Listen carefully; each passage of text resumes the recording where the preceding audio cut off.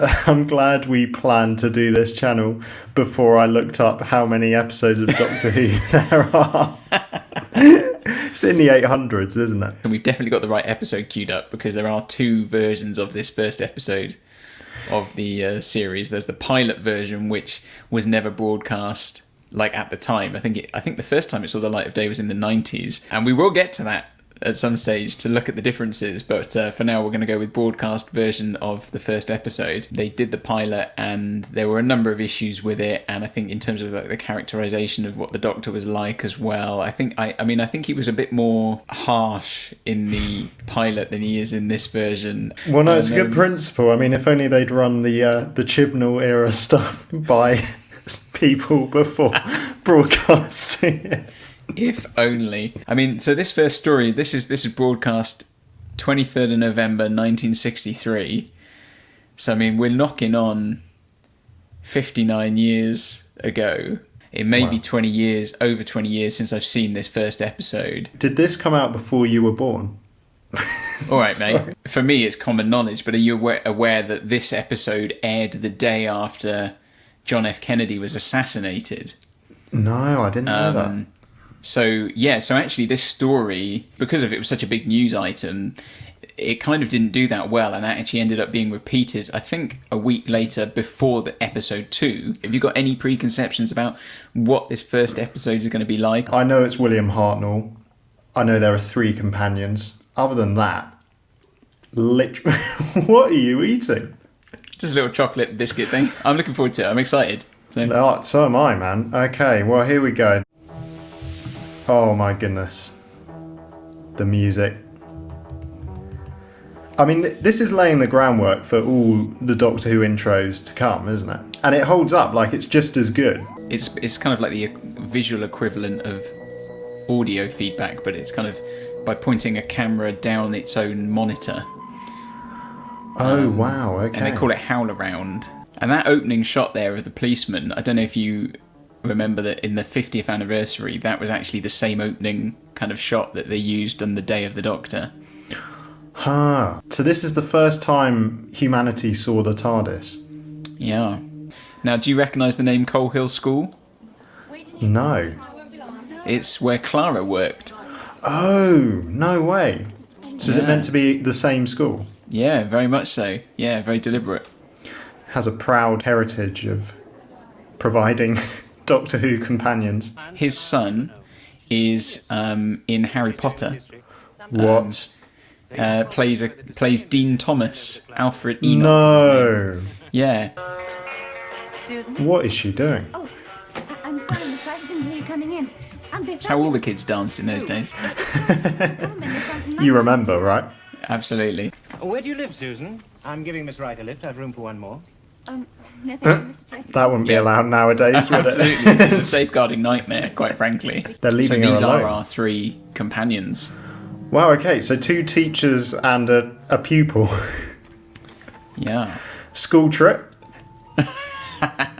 Around space and time. Like, what a lucky kid. I went to British Museum, a new development on the outskirts of Cambridgeshire.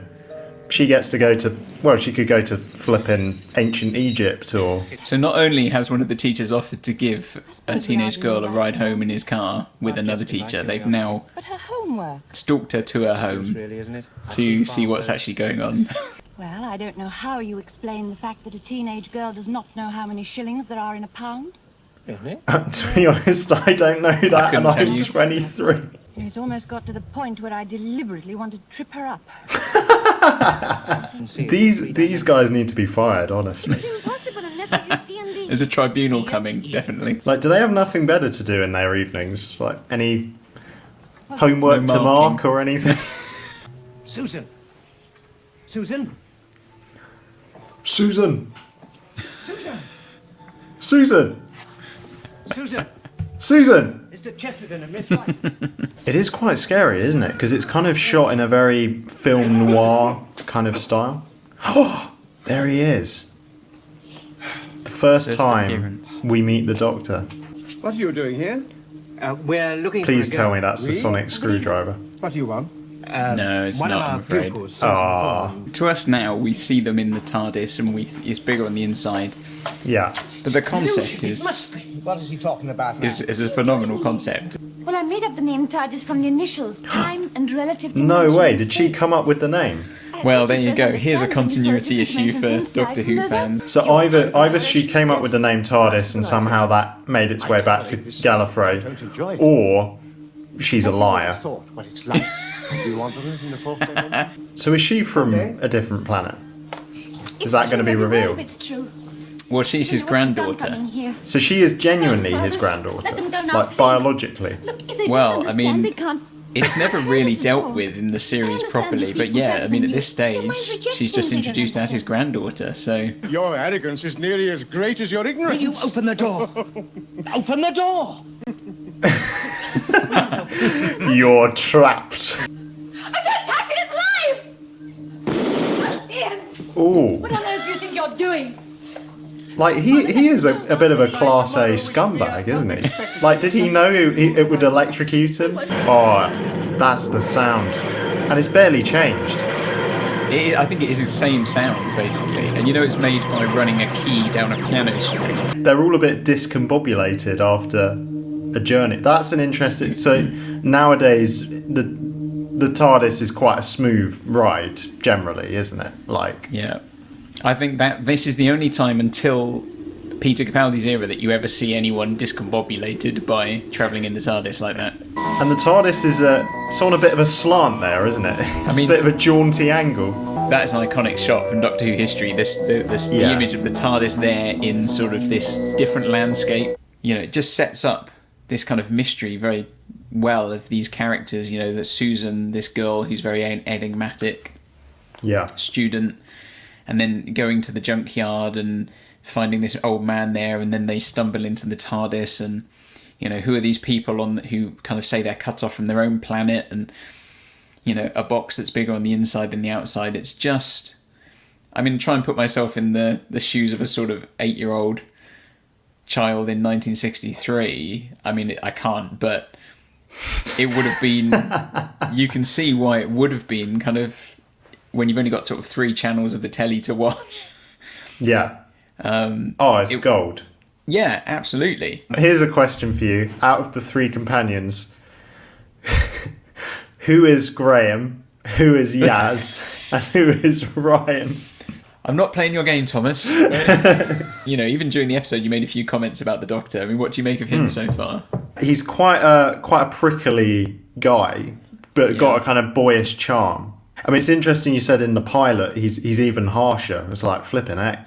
He was quite harsh in that one, like electrocuting people.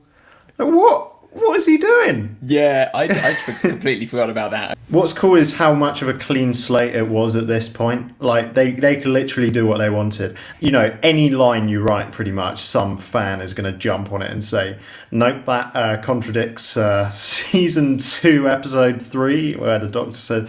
So I kind of envy, in a way, well, I imagine a lot of people envy the writers at this point. Like, the world was their oyster, basically. They could do whatever they wanted with the Doctor. Chris Chibnall did as well, but Not all thanked people for should- it. Not all people should do what they think with the Doctor. It's arguable. But, yeah. We will say we're a long way off getting onto the Jodie Whittaker era. We like parts of it. We wanted to like it, but we have some reservations. Would you say? Yeah. All in good time. All in good time. Okay, well, should we end it there, and then we'll see you guys soon. Great. Thanks for joining us. Take care. Thanks for joining. Bye.